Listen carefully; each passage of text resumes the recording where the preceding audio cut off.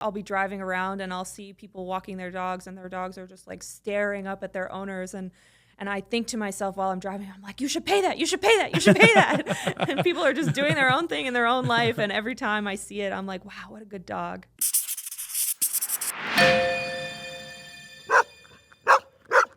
Hi, everyone. My name is Matthew Maltese, and this is the Pet to Pal podcast.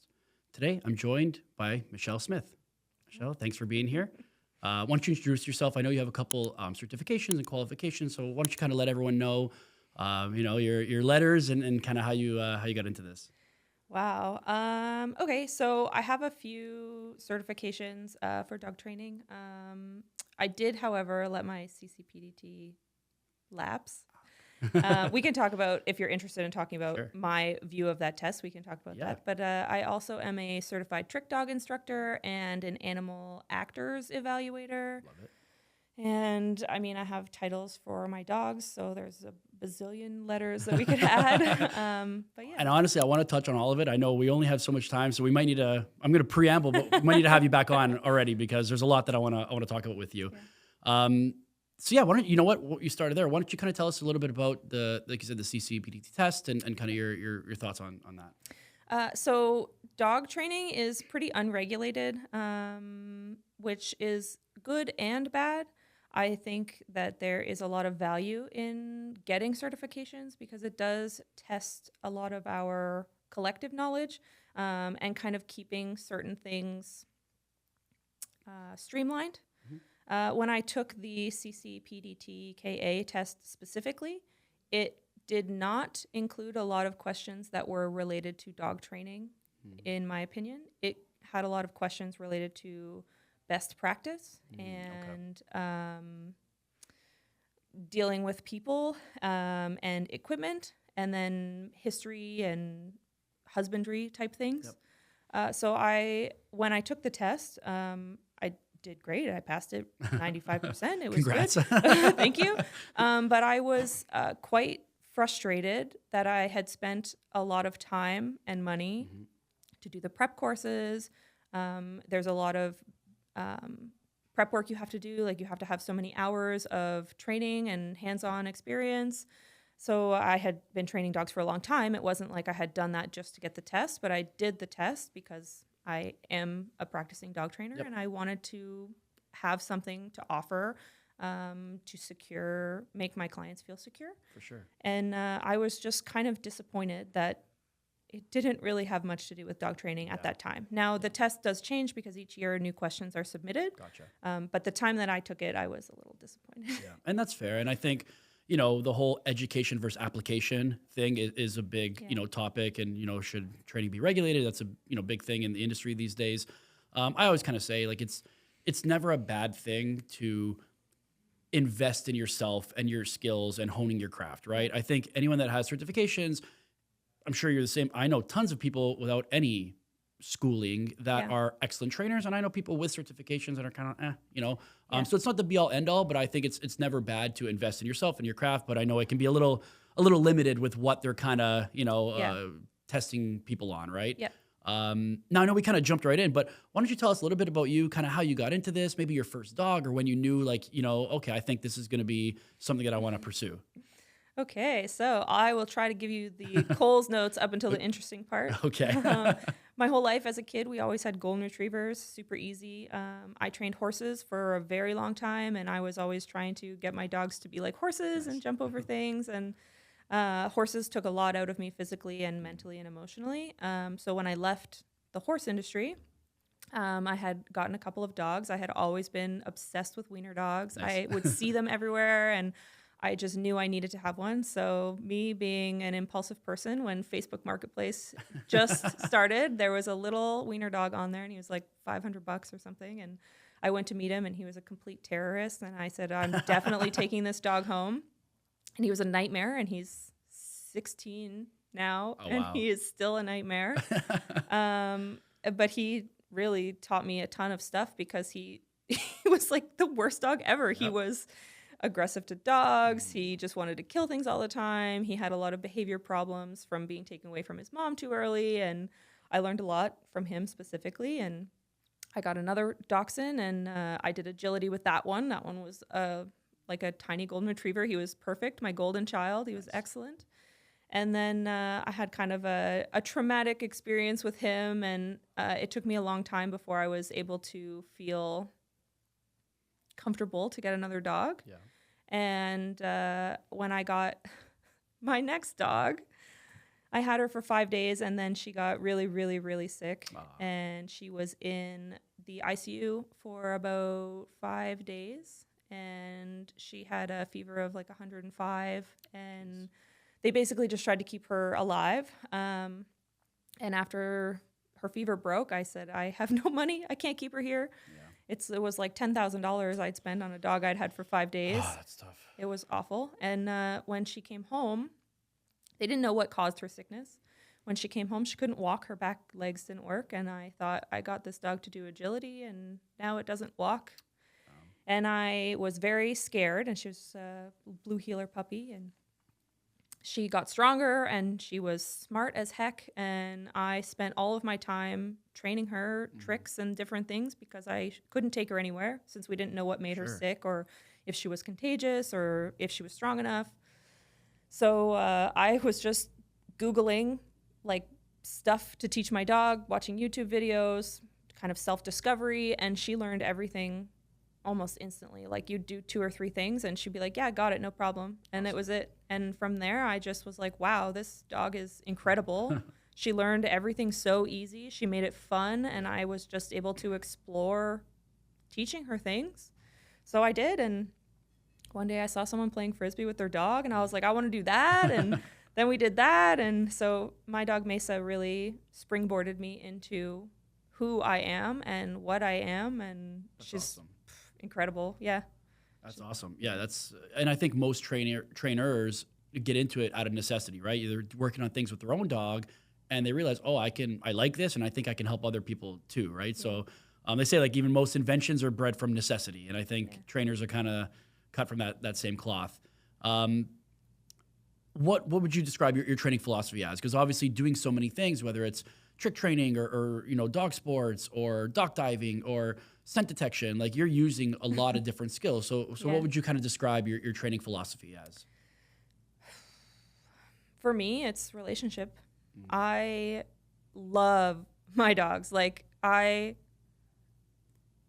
whole life is them. Like, everything that I enjoy and everything that I experienced, the places I've been, like, everything is because of them. Yeah. And really, like, I definitely, when I talked about training horses for so long, and it really, like, broke me down emotionally and mentally, and I missed having a connection, and my dogs are just like so kind, and they try so hard, and they're just game to do anything that I want to do. And for me, training and experiencing the world with my dogs is incredible. And for me, everything that I want to train it through relationship with my dogs and having a party, like every single thing, whether it's a sit, a down, a whatever. I want my dog to love doing it. Yeah. So, yeah. No, that's awesome. I think, when you get to that point in your relationship with your dog where even the training, even the hard stuff isn't a chore, right? You genuinely enjoy working with them, working them through things, going places with them, right? It's not like, I think a lot of the average person is like, oh God, I got to take my dog for a walk, and they're going to pull my shoulder. No, I still feel that way sometimes. Fair. We all have those moments, yeah. But no, that makes sense. I think the relationship it's a little bit of a buzzword, but it's also really important to if your dog doesn't want to work with you, then why would they, right? And that's not to say that there isn't a time and a place for like your dogs also needing to be compliant with tasks. I mean, I do all kinds of sports like bite work and protection. Like your dog cannot be dangerous. Your dog cannot be a menace. I mean, my dogs are still menaces, but they can't be out of control. Yeah, controlled chaos. Yeah. Yeah, or like just chaos, but you can put them under control. So I don't want it to sound like I am like, oh, my dogs they do whatever they want, and it's not the case. I've met your dogs; they're very well behaved. They're good dogs. Yeah. So I want there to be passion behind things that are created with your dog. even if your dog is just a family pet, like we are gifted to have them, and I think people underutilize what they have to offer. Yeah. I So agree. yeah, I think that generally most dogs aren't really reaching their full potential. And to be fair, for the average person, that's probably fine, right? Like you don't yeah. necessarily need your dog in a focused heel if you're just No. like, walking your pet around the block, right? But your dog would enjoy to learn They something. would. They They would would. enjoy to learn Yeah. scent detection in your living Yeah. room, or they would enjoy to learn how to do a trick every once in a while. Totally. I think that's all, enrichment is big these days. That's another buzz term. But I think, yeah, your dog wants to learn. It builds your relationship with them. It builds your trust. It builds their confidence. So I think, yeah, teaching your dog, kind of like we were saying. Quality of life. Totally. Like we were kind of saying about certifications. I think teaching your dog anything is never a bad idea, right? It's certainly not a bad idea. Yeah. So you mentioned that you do a lot of sports with your dogs. You do, bite work and scent detection and dock diving and everything. We can list them all. You do them all. I'm a dabbler. I know personally you do them all. Which sport do you find most challenging and why? I think that it's a complicated answer because I have multiple dogs. So different sports are more difficult for different dogs for different reasons. So for the training aspect, scent detection it can be complicated if you want to do, like human remains or arson or things like that, where there's a lot of stakes on the line. But for me, I haven't gone down that path. But PSA is a Bite Sport Protection Sports Association, and it is very complicated to train because you're training a lot of different skills, and you are training for endless scenarios within those skills. So I did a little bit of PSA with my Dutchie, and it was really fun, like the thinking outside the box for proofing of behaviors and your dog having to be, environmentally stable and capable of sometimes making decisions on their own, which is also like what's challenging in the sport because there's parts of the sport where they're not allowed to make decisions on their own. And then there are other parts of that same sport where they are expected to make decisions on their own. So that is definitely a hard sport to train for. I mean, if you want to chalk it down even further, like if you don't have access to something, like if you don't have access to someone to help you, like a decoy, do that, a decoy, someone experienced to do that, that's hard. Sure. Like you can build a lot of skills on your own for sure, but really working with someone experienced who's going to build your dog up and build their confidence it can be hard. Same thing if you want to say like, oh, you can train agility if you have a jump in a tunnel. Sure. But you have to have those things and a space to do it. And a lot of those are environmental, just having access. Yeah. So depending on those types of situations, sports can be difficult to get into because people just don't know where to begin. Yeah. They don't know who to go to or which is the best option for them. And sometimes too, like people who may have a dog that is, I'll call it an off-breed for a certain type of sport. Like my wiener dog, she loves to bite things. She's a great little working dog. Nice. And if I took her to a bite sport club, people would probably be into it because she's a wiener dog, but they wouldn't take it seriously because she is not typically what you would see. Yep. So people sometimes would be intimidated by that too to get into absolutely. sports. How do you decide which sport suits a particular breed or temperament? So you mentioned you have multiple dogs, and I'm sure, like I said, your wiener dog would be happy to do all kinds of things. It sounds like, but how do you decide, when you're evaluating a dog, which sport might be best for them and their temperament? That's a great question. For me, it's like kind of just what I feel like I want to do. Like I said, when I was doing PSA with my Dutchie, I started to struggle because I had 4 dogs and I was spending a significant amount of time on one dog. And I was like, oh, I don't know if I want to keep doing this because my other dogs aren't really into it. Yeah. Like they like it and they want to play around, Sure. but they're not genetically designed to desire to bite things. Yep.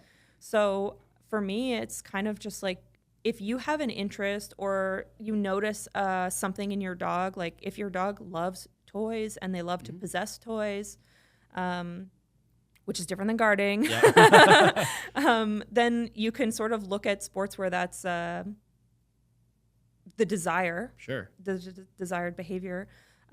Things like if you have a dog that likes to sniff, like all dogs like to sniff. Yeah. You know, you can do scent detection with any dog. Totally. Especially if a dog is food motivated, the sky's the limit. Your dog's food motivated, you can teach them basically anything. Yep. If your dog's toy motivated, then there's lots of different sports that you can use toys for. Yeah. So, and I think even just to kind of round it back to like the average pet dog, I think a lot of people try to train out something that is genetic and innate to your dog, right? Like, oh, my lab wants to pick up garbage on our walks. Yeah. Well, yeah, you have a retriever, right? Yeah. He wants to retrieve. Like maybe use a stick or a toy as a reward, and you can now his mouth is satisfied. He's got rather than kind of try to train out something that is built into your dog and that breed, maybe find a way to harness it, use it as a reward, and let them use those skills that they naturally have in a more structured, kind of productive way, right? yeah, or even just having your dog like structured outlets. So like, I mean, most people would say wiener dogs can't do anything because of their backs. It's like every time my wiener dog does something, it's a question of like, is that safe?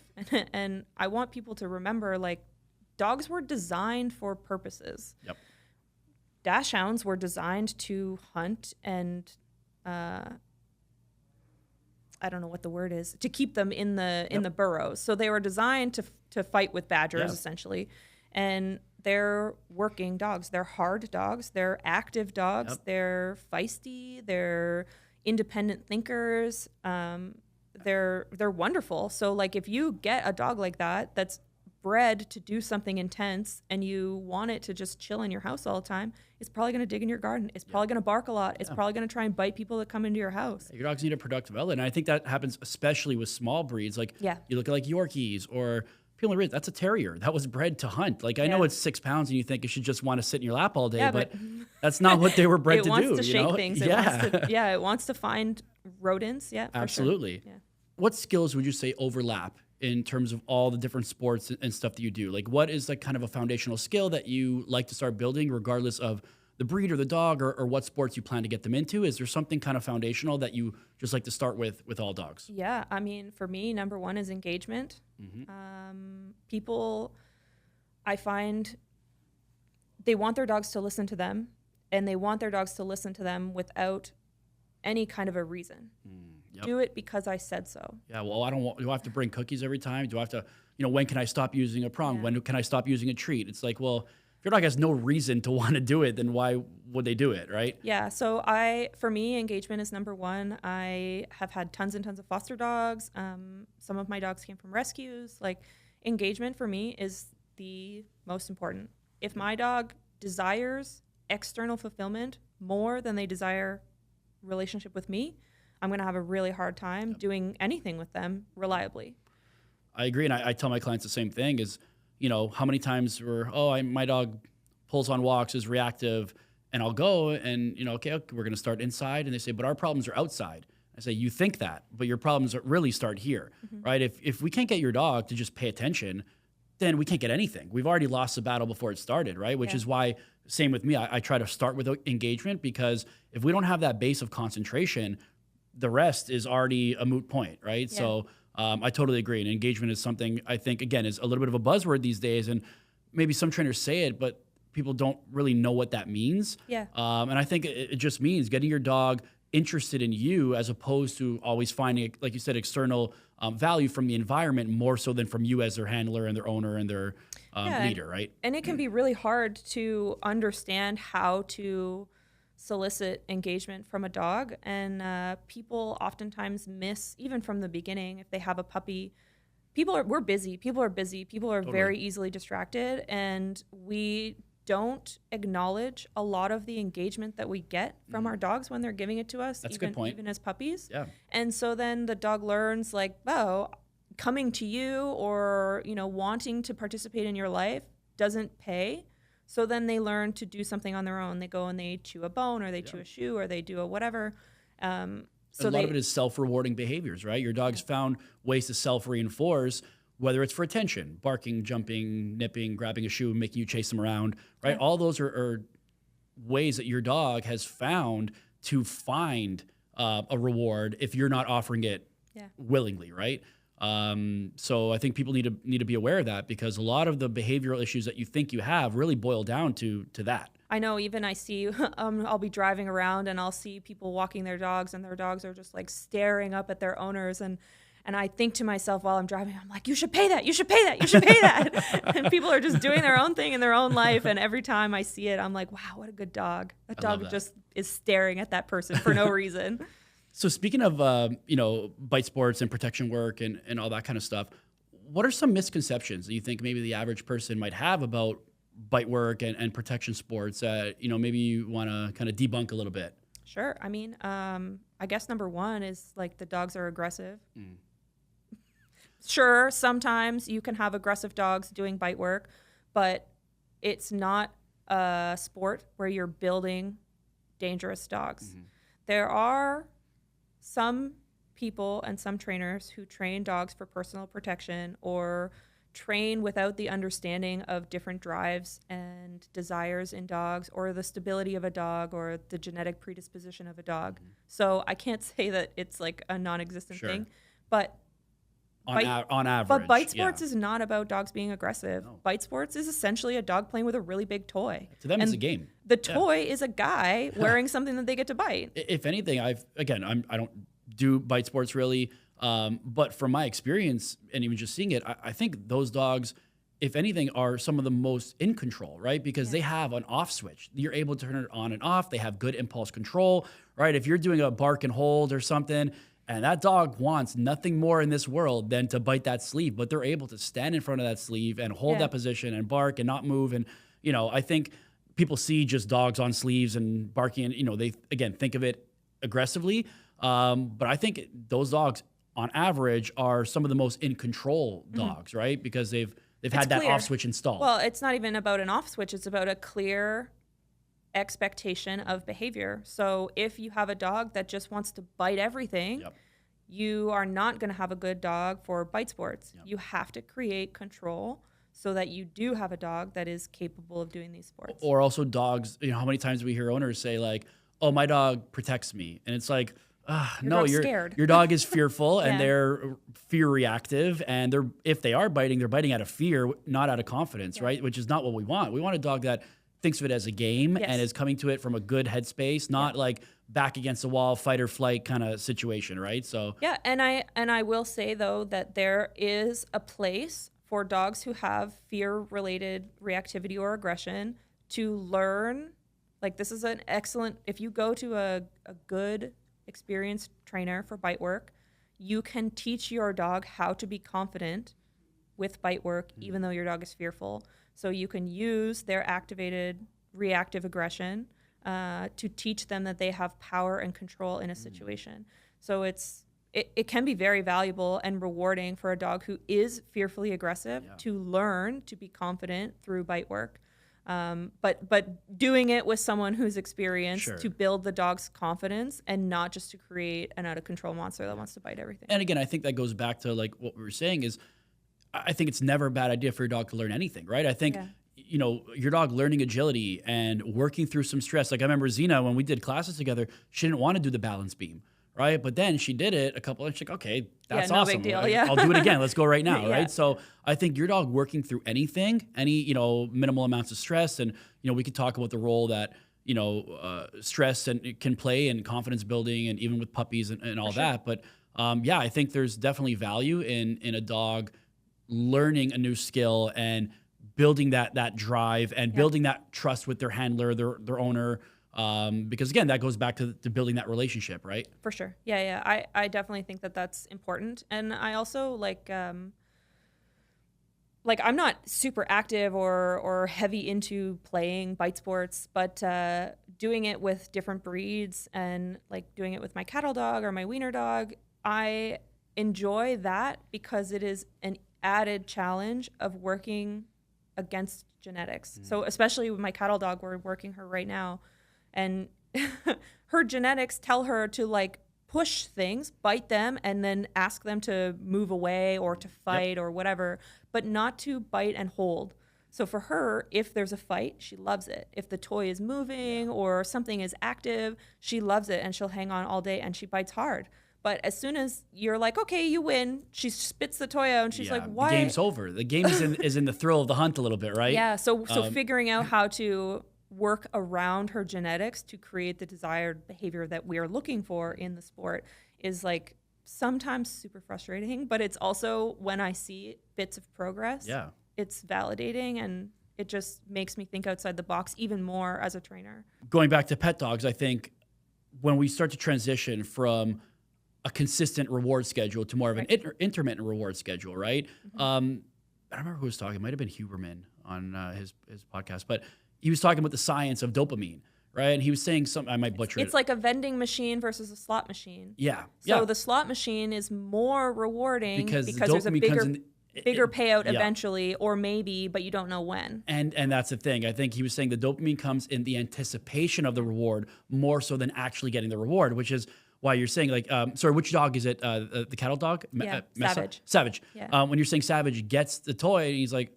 okay, boring, blah, right? It's more in like, I want to work up to the toy, She likes to be active. She likes to be pushy. She likes to be powerful. Like she wants to fight. Like she thinks that's the fun part. And so for her, it's like the reward in my brain would be the toy, and the reward in her brain is the activity. Exactly. So we talk about reward structure, or we talk about punishers, or we talk about whatever, and we often forget. Like my dog decided that this toy is not the reward. Yeah. So I can't say like, here's your toy, you won. And she goes, why are we stopping? And I think that's important too, because a lot of people, oh, but I told him good boy. Like, why isn't that enough? We don't decide what's rewarding to our dog. Our dog decides that, right? Maybe you have a dog that is really praise-based, or you're trying to offer food, but your dog really wants a toy, right? Or you're trying to offer a tug, but your dog's food-driven, right? Yeah. So we don't necessarily get to decide what is rewarding or what is aversive to our dogs. Our dogs decide what they're into and what they're not into, right? Sure. And I think using that, and then like you said, the reward becomes the activity. So a lot of times when I hear people say, well, when can I get rid of the reward? I say it's not necessarily about getting rid of the reward, because the reward becomes for your dog The chain of behavior. the activities, and then maybe we're just going to get them to do more and more and more to earn that reward. Yeah. So it's not that we're going to get rid of that one piece of beef liver, but maybe now, we're getting a sit, down, middle, down, stay, leave it, come, heel. Okay, now you can go have that one piece of beef liver, right? Yeah. So we're just going to get them to do more and more and more to earn whatever that reward is in that moment, right? Oh, but even if they like the activity, like we can talk about my cattle dog again. Like when I do shows with her, I can go out with a toy and she takes that toy and she'll shake it and then she'll work 5 minutes, no problem, no toy, no treat, no nothing. She just loves the opportunity to work. So a punisher for her is the removal of opportunity to work. So if she does something that is incorrect, I can say, no, Platz. And now she has lost the opportunity to work, and she does not make the same mistake again. So that's a good point. Yeah, for her, it's just removal of opportunity. And that's what works for her, and that's what you've kind of realized as her trainer and working through it. It's like, hey, this is what's effective for my dog, right? And I think not to make this a positive versus balance versus whatever, but I think that's where being open to adjustment, where it's not one size fits all. What works for one dog may not work for the other, and what works for this one may not work for that one, right? So. I think, being able to adjust to each individual situation and dog is a really helpful skill for us as trainers to have. For sure. Yeah. And understanding the level of frustration that things create. So for some dogs, giving them a moment or, making them stay or something, it just creates frustration and it doesn't have a positive effect on whatever you're attempting. So understanding frustration through reward structure and through whatever you want to call it, a punisher, like you have to understand that to make it effective. And do you think frustration can also be used like in a helpful way? Because I know, like, again, maybe like with dogs on a back tie, right? We're building that, like, I want it, I can't get it, I want it, I can't. It's all contextual for sure. Like, I mean, I can build frustration in a dog to make the dog try harder, or I can build frustration in a dog and that dog shuts down. Yes. So it's such a hard conversation to have because it's so nuanced in when and where and why and how, like, to say frustration's good or frustration's bad. It depends on the dog, and it depends on the situation, and it depends on what you're trying to build or diminish or... Totally. There's so many small little pieces. I don't remember if I've already asked, we'll edit it out, but what dog sport did you try first, and what kind of hooked you about it? First, it would have been agility. And I got into it because the place where I managed the horse farm, we rented out the arena in the wintertime for an agility group to come in and run some classes. So it was pretty natural for me, like horses jumping things is what I did, and Yep. now dogs jumping things Easy transition. is pretty similar. So that was the first thing I tried, and I liked it because it was accessible to me. It made sense to me because it was similar to what I had been doing with horses already. I think the accessibility thing was the number one seller. Like it was right there in my backyard. Yeah. I could just go and try it out. And I think out of all of them, all the dog sports, I think agility is probably the most accessible, right? Because like, again, like if you're doing PSA, you need a decoy, you need this, you need that. I think for agility, you can buy a hula hoop and, whatever. You can kind of get started, in your basement, in your backyard, wherever. You don't need a lot of money. You don't need a lot of space. Like you can kind of get going. Yes and no. I think to me, you want to talk about the most accessible. The most accessible to me would be something like Frisbee or scent detection or barn hunt or like there's so many that you really don't need a lot of stuff. Agility, to do it safely for certain things, like they call it contact equipment. You want to know how to train those things safely so that your dog doesn't get injured or doesn't lose confidence. But if you're just playing, it's less important to have like a really high level instructor. You could play with jumps and tunnels and make sure your dog is comfortable and confident. Sure.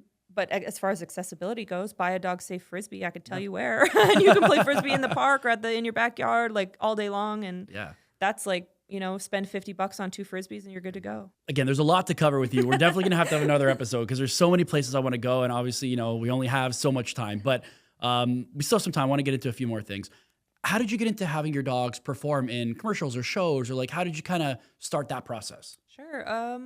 So for performance work, I was really lucky. Like we talked about Mesa as a puppy. She just learned everything so easily and so quickly. And then I started playing Frisbee with her. So I had a little bit of a community between agility and things like that, where some of my friends had already been doing shows, like with Super Dogs, they do CNE, all kinds of stuff. And they asked if I was interested in doing some shows. And I said, of course, I would like to do some shows. It sounds great. So I started doing shows, and it was a lot of fun. And I did a company where I traveled. I still work for this company. I've worked for them for about 8 years now. And I travel all over North America, coast to coast, tons. And I spent basically a whole summer working for them, traveling across the USA with a really good friend of mine. And at that time, I had only had Mesa and my original wiener dog, Frank. And Senzu Bean, my other wiener dog, she was just a baby. So I had maybe spent 2 weekends at home that whole year. And I was like, oh no, I need more dogs for this. So that's kind of how this spiraled out of control. But yeah, I got into doing that just from having participated in sports. So agility, Frisbee, a little bit of dock diving, and having friends that were doing it already. And I kind of had the skill, and my dog could perform under pressure. She was already competing. So we knew that she would be okay kind of in a show environment. I didn't have any worries about that. And then for commercial work, pretty similar. Like there are a few casting companies out there. So I had reached out to the casting companies because, again, friends of mine had done some work for them. And I said, hey, I have these dogs and they do all these things. And if you ever need a dog, then let me know. And Mesa is unbelievably well trained. Like she's a dog that would be a perfect movie dog because she knows so many behaviors, and if she didn't already know the behavior, she would learn it in like 45 minutes. Nice. Yeah, you mentioned she's a quick learner. She's a very fast learner. So she just isn't the typical look that they are searching for a lot of films. Like she's a black and white dog, and she's not, like a family looking dog. But for skills, she's the dog that everybody calls if they have like a specific idea for tasks. But my wiener dog, she does everything. Like I can't even keep track anymore. How many commercials and TV things and how do you prepare them for, to work on unpredictable environments? Like, a set or a live performance? Like, how do you kind of go about, proofing those behaviors for an environment like that? Well, we roll right back around to engagement. So my dogs are really easy to engage. They want to work. They're food motivated. They like toys, because their behaviors are so consistent and reliable.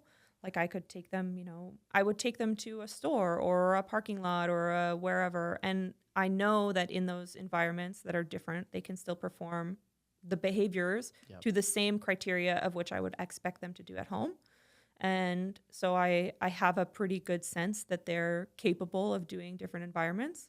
They don't care about other people. They're pretty good around other dogs. Like they're really easy to just keep focusing. So I have good confidence that when I take them to places, then they can function. We do have sort of, for me, I would say I want to know what the job is. So I know what behaviors to prep, and then I would pre-prep them. For sure. Certain tasks, you get a prep day, so we could go to site depending if it's like a big production or something.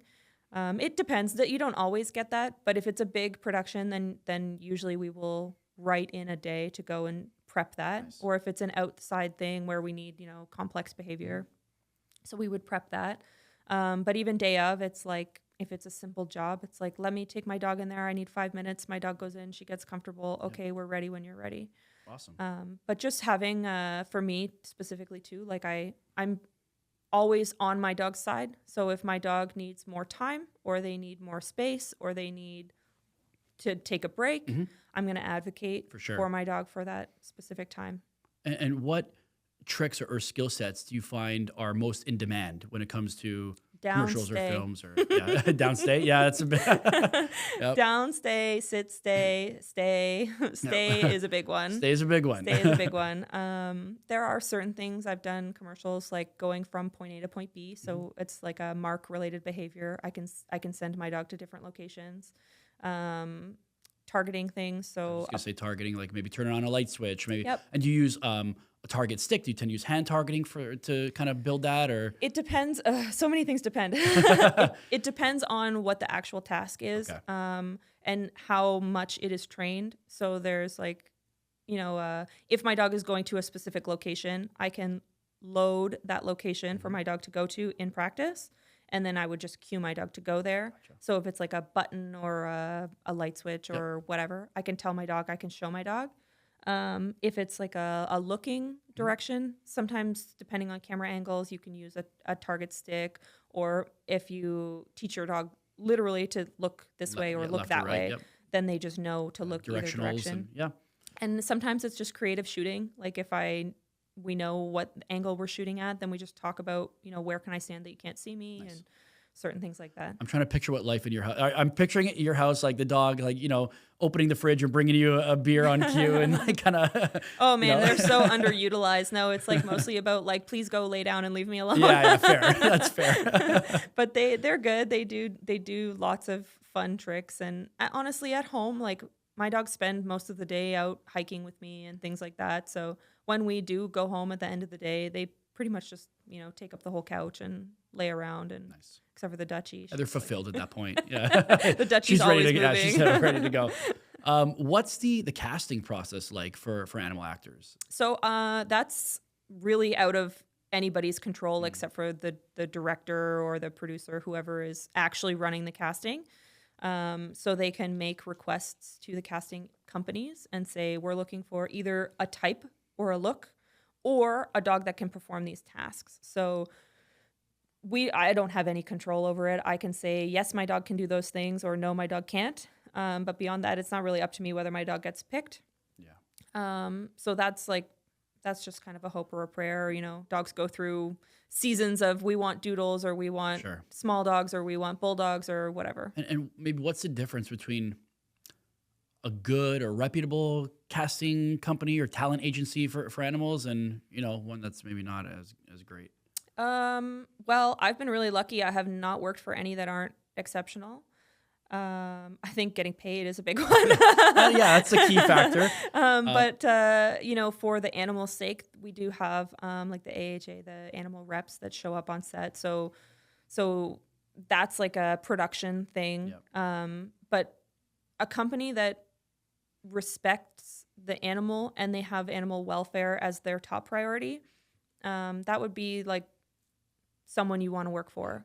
I know there are companies who can they'll pull, somebody off social media like, hey, your dog looks cute, we want to do this commercial. Not necessarily being hands-on enough to know whether or not that dog is capable of. Sure.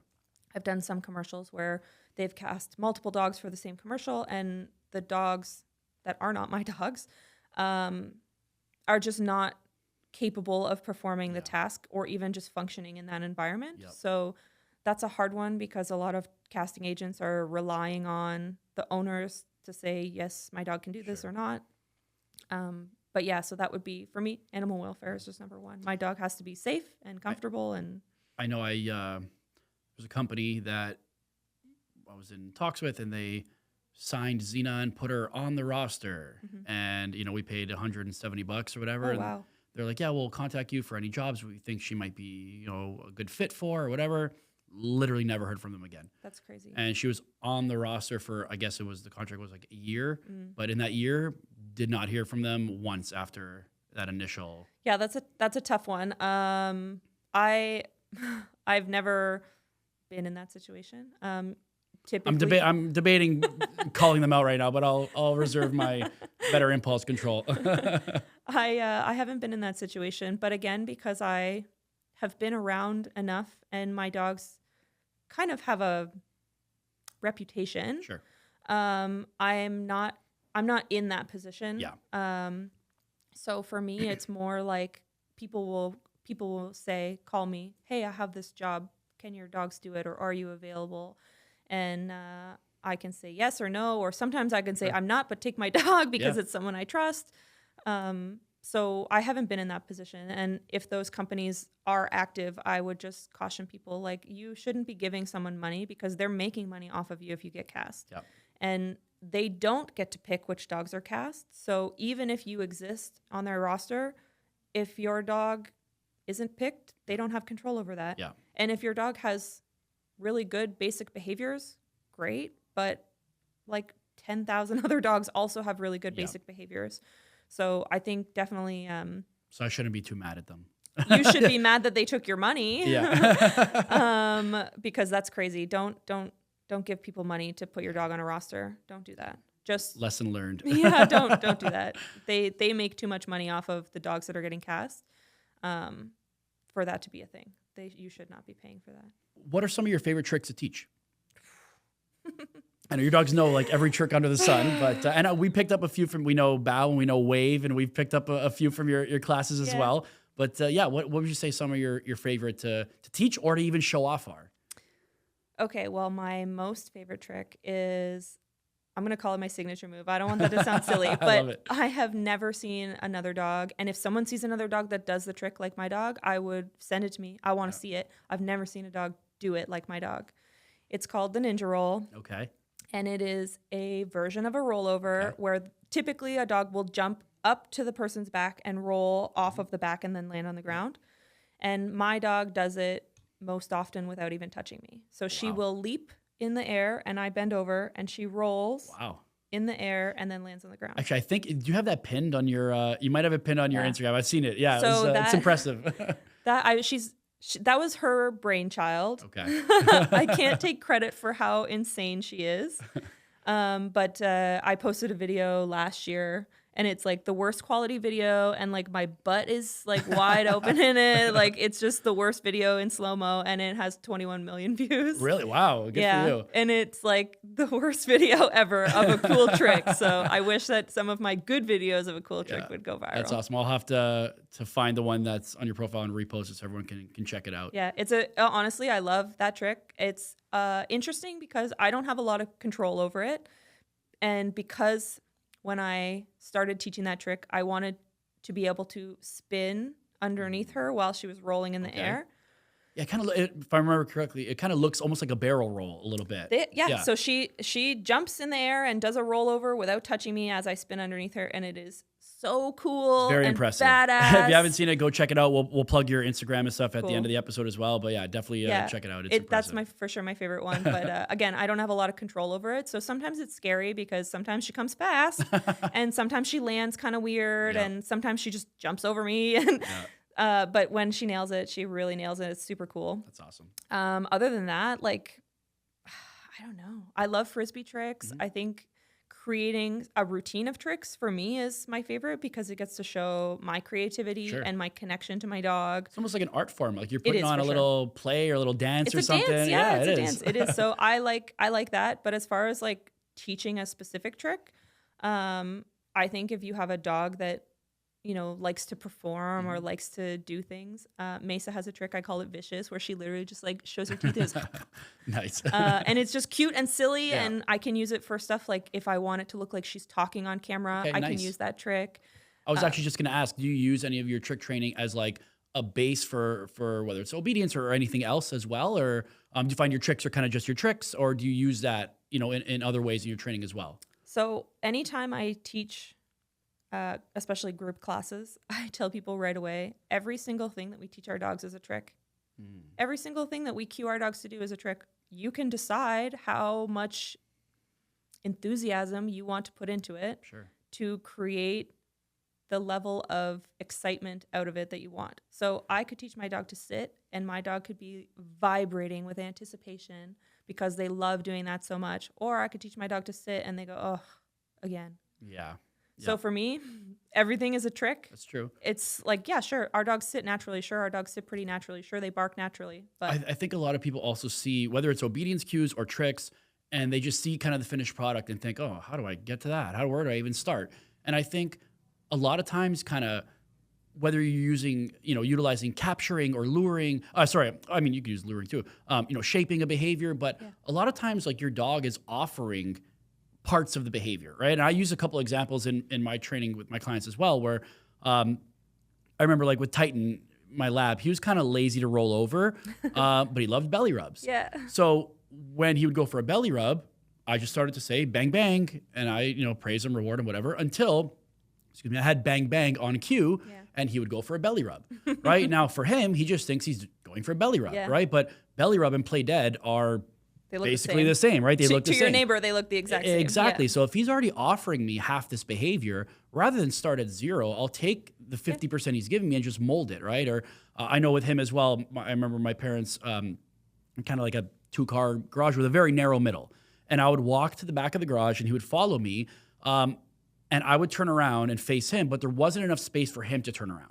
So I just started walking into him like, back up, and he would kind of, back up until we're at a park, we're in the basement. I could just say, Titan, back up. And he kind of just knows that behavior on cue now, right? Yeah. So finding ways to, and I think even a lot of times, even sometimes for heel, right? We'll maybe do heel like up against a wall where we're kind of manufacturing the environment a little bit to where your dog has kind of no choice but to give you parts of the behavior, and then we can kind of just shape that into what we ultimately want it to be, right? Yeah. But yeah, I think a lot of people maybe look at tricks and think, that looks daunting, I don't even know where to start. But your dog might be offering you, bits and pieces of behaviors that you can kind of mold into what you want them to be. Yeah, I mean, for sure, a lot of dog training is manipulation, whether you're manipulating a natural behavior or the environment.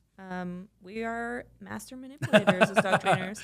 But even if it's something completely outlandish, like the ninja roll, you don't have to know where to start. You just have to start somewhere.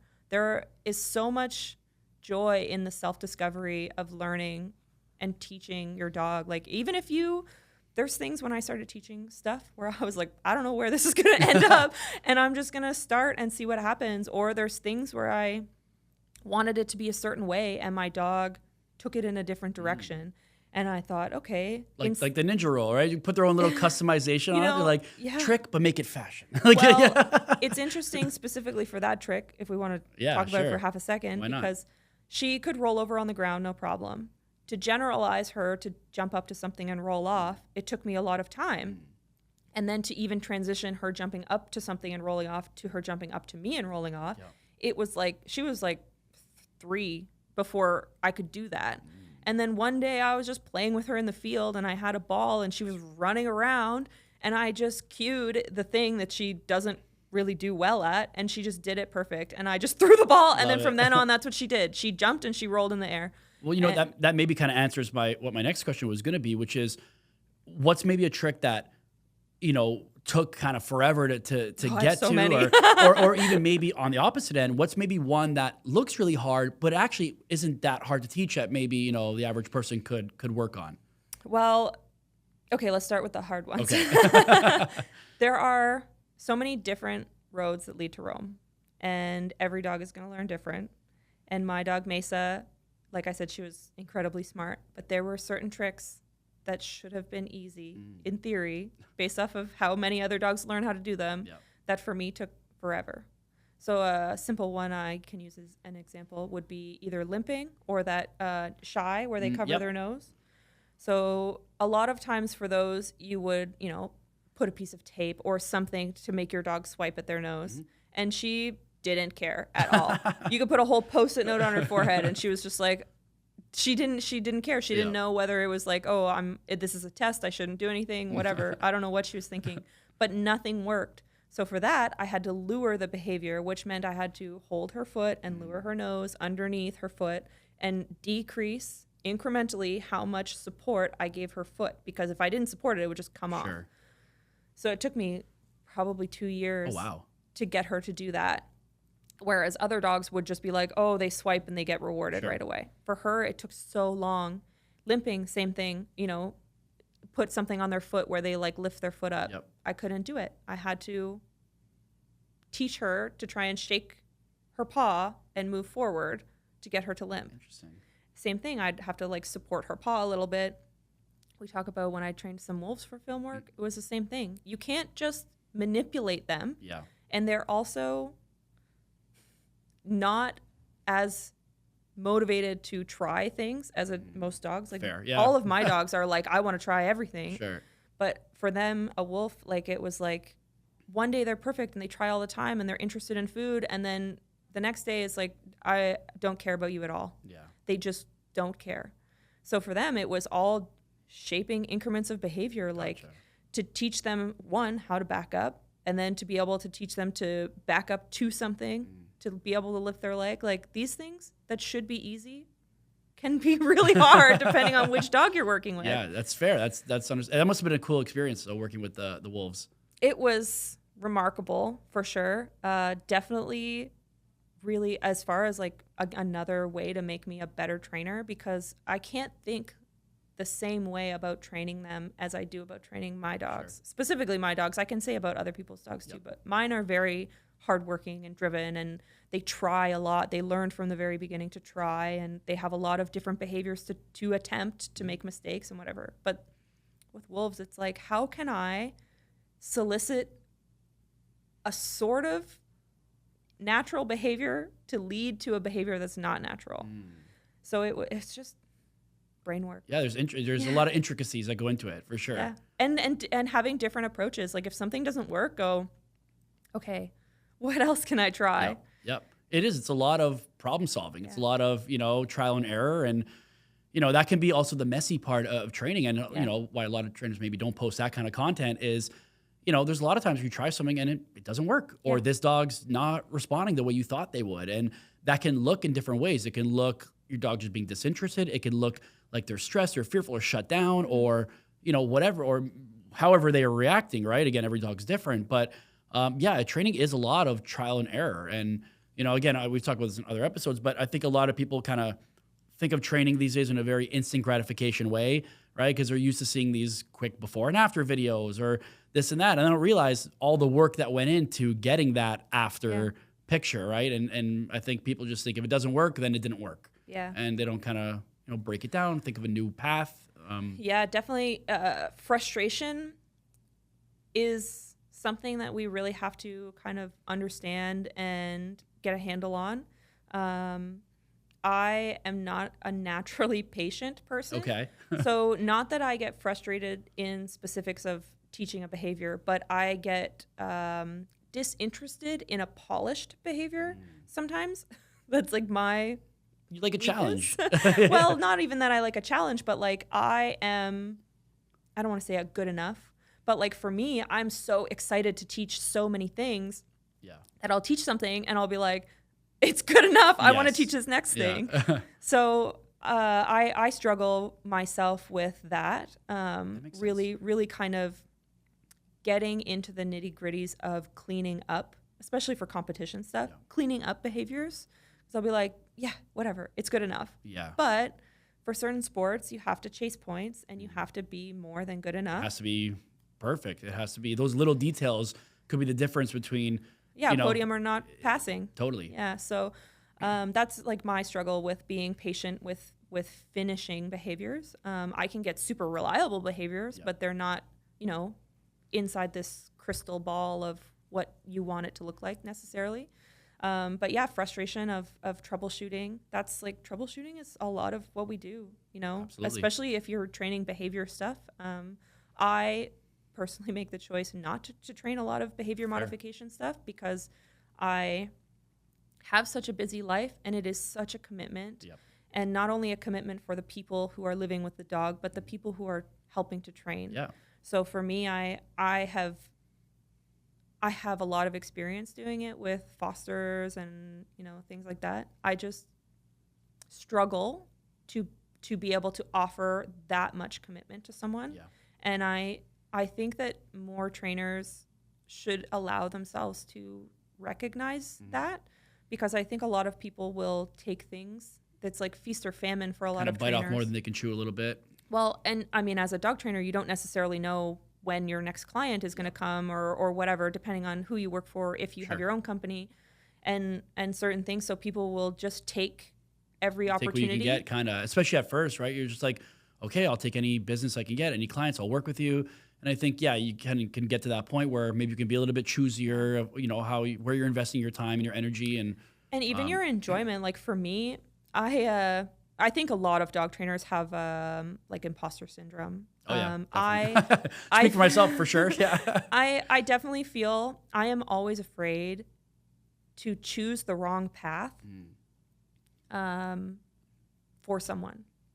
And it's hard in dog training because you have to commit to a plan, even if the plan doesn't work at first. You can't just say, oh, it's not working and try something else. Like you have to go down that road for a while to see truly if it's sinking in it or not, right? And I have this fear of of fallout, which is fair because there's fallout in training. But I just love dogs so much that I don't want to experience it for someone else. And you know what? I think unfortunately we're just up against it time-wise, but I think that's a good place to put a pin in it. We'll definitely have to have you on again and go more in depth with some of the other topics that we didn't quite get to. Where can people find you? I know you have, if I remember, Canine Trick Stars, Adventure Hounds, and Hellhounds, correct? Those are your three kind of... Yeah, I've sort of kind of moved away from some of the stuff. So my business of dog hiking is Adventure Hounds. Okay. Not super interesting, just really chill stuff. But my personal account where I do all my own dog stuff and my life stuff is Hellhoundz, but it's like my name. So it's HELLEHOUNDZ if you're American. Z. We're going to include the link in your username and stuff so people can find your Instagram and kind of reach out and check out your content. But Michelle, yeah, absolutely. I'll be sure to repost it. Thank you so much for being here. Great chat as always. And we'll definitely have to have you on again soon. Cool. Sweet. Thank you. Thank you guys for watching. This has been the Pet to Pal podcast.